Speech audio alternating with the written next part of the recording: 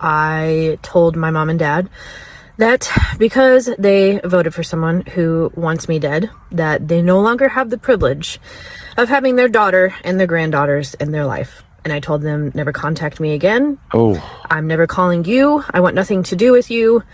And take me out of the will. Oh. I have a younger brother who is also a MAGA. I said, when you guys pass away, give him the entire house. I don't want to inherit your house. I don't want anything from you. I don't want to hear from you ever again. Dude, I don't care how many views you're getting on a podcast talking to your MAGA parents. The minute my dad says, I don't care about anybody in California, including you, there is no more relationship. The relationship is over. I wouldn't let my worst enemy talk to me that way, much less my father. I wouldn't let a stranger on the street talk to me that way, much less my own parent. I'm very rarely one who is inclined to judge the legitimacy of somebody else's content, but in this circumstance, is it a really necessary conversation anymore, or is it just exploitative? And if it is exploitative, who's being exploited? It's not your parents. It's not your parents. Y'all are the ones losing. And I've never talked to these people. I've never had a conversation with them. But parasocially, I consider them friends in a way. I care about their well-being. And at this point, I don't think it's healthy. I think y'all need to pivot. My parents voted for Trump, and I'm not talking to them right now. My brother voted for Trump, and I'm not talking to him right now. And some of you might think that's extreme, but here's the thing. I mentioned in a video a while back that comfort is the cost for change. It is extremely uncomfortable for me to distance myself from my parents, particularly because they're 82 and 85. My brother, he's living his life. He thinks he's more pure and delightsome than dark and loathsome, so that's its own thing. And if any of my nieces and nephews are watching this, it is what it is, right? 2025 is the year of the crash out for me, so get ready. In any case, I'm not speaking with my parents right now. They called me shortly after my birthday because right after the election, I shared in a family group chat. I said, you know what you did. Don't contact me unless I contact you first. If there's an emergency, contact a sibling. I'm sharing this with you because I see people saying, oh, well, it's going to take time. We have to be nice. You take your time, I'll take my space, right? So yesterday I made a video that riled some feathers because I was talking about my mom and how she's a massive MAGA supporter who was trying to give me money, inheritance money from when my grandpa passed away, and that I wouldn't take it. And yeah, I was pretty mad. I was actually really angry. I probably should have waited to talk about it because, oof. And I don't think that I explained my mother very well because I don't really go into her on here. I've never really talked about it or her. And it isn't just that she's a MAGA supporter. It's the main reason we don't talk. You know, it's a no contact situation. It's been that way for a long time. When she became Miss MAGA America, I tried to have conversations with her about it, and she just turned it into argument. And it was always arguing. It was always fighting. And I just thought, forget it. I'm not doing this. For some context, my mom's not a great person. She's elitist. She's a little racist-y. She's all the things that Trump voters love. She's that. She actually packed her shit and left Southern California because, as she put it, I would walk around shopping centers and I wouldn't see or recognize my people. Okay, Mom. You know, she's manipulative. She loves to play the victim. She gets herself into bad situations and makes herself the victim in those situations. And when I was a child, my mom, I come from divorced parents. My mom dragged me by the shirt collar through a couple really terrible relationships. One in particular, guy was a total narcissist. Worked at a jail, hated kids, hated my dad, not because we'd done anything wrong, but because we existed. And so I had to grow up being hyper vigilant, walk on eggshells. And, I needed my mother there to be like, hey, you don't get to talk to my kid like that. You don't get to treat my kid that way. She did none of that. There were lots of times in her life when she was really unhappy and, it was kind of like taking it out on me. It was like, well, if I didn't have you to deal with, then I wouldn't have all this other shit. And so therefore I must have been the problem. And when you grow up thinking that you've done something wrong, that you're the problem, You know, here's the thing. I look past a lot of that stuff.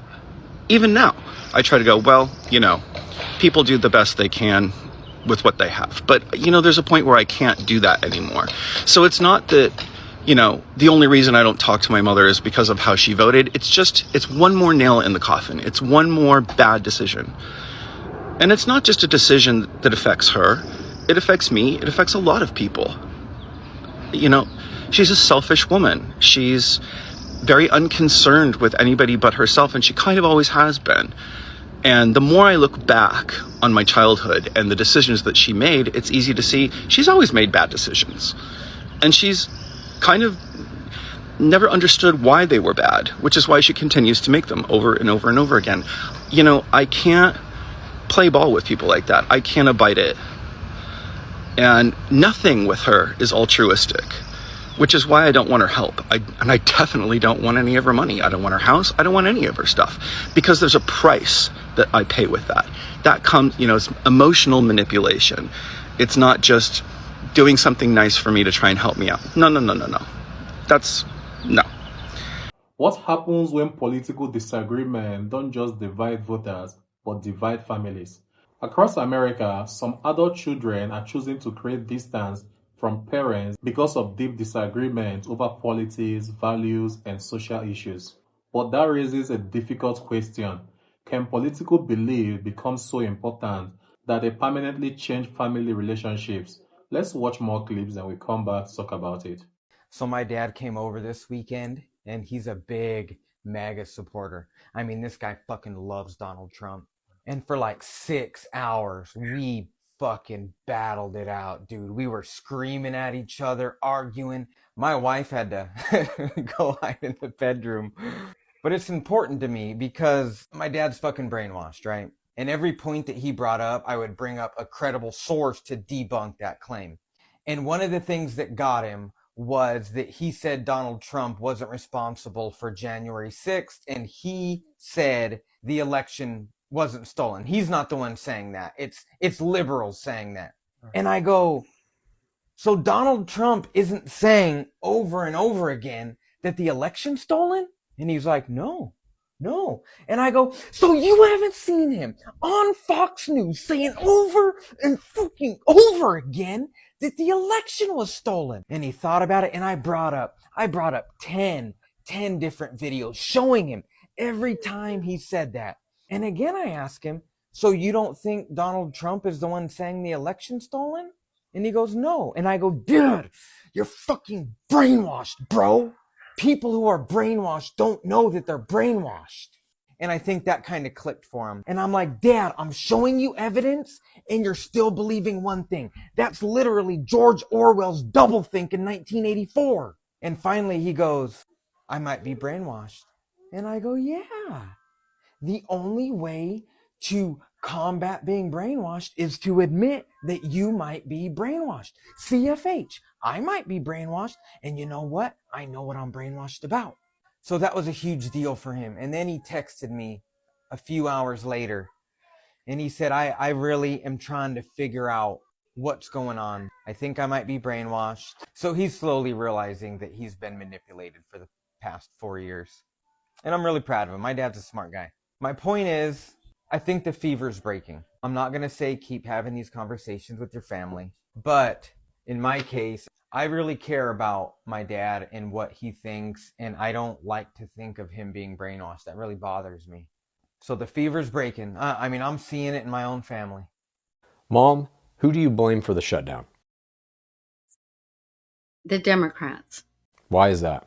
They wanted to include, it was an ungodly amount. I don't even know what the amount was, $1 billion for aid, healthcare to illegals. That's not true. Now, if you don't think we're paying for illegal healthcare right now, What you've said is not true. okay, if you don't think yes, it is. If you don't think we're paying for healthcare to illegals for illegal people right now, then you are crazy. If an illegal right here on my street would walk across and accidentally get hit by a car, the ambulance would be called and they would be taken to the hospital. They would be cared for. They would be cared for. Who pays for that? The American people.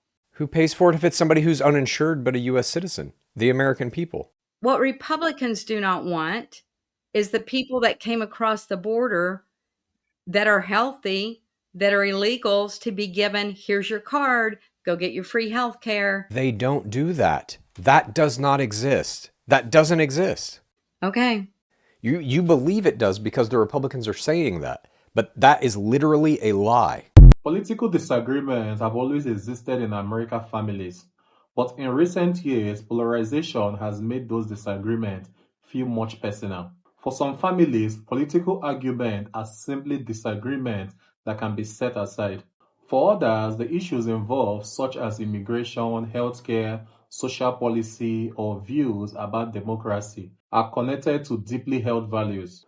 That's where things can become more complicated. Some adult children say creating boundaries or reducing contact is necessary for their own well-being.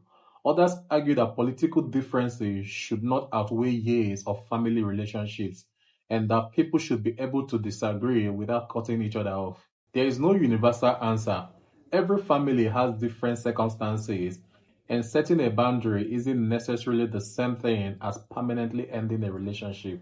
At the same time, rebuilding trust can take time when political disagreements have become deeply personal. Perhaps the bigger question is whether Americans can disagree politically without treating each other as enemies. Because elections come and go, political parties changes, but family relationship can last a lifetime. So what do you think?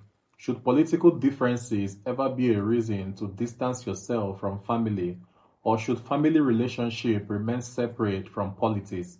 Share your thoughts in the comments respectfully, and before you go, do well to like and subscribe to my channel. I'll see you in the next.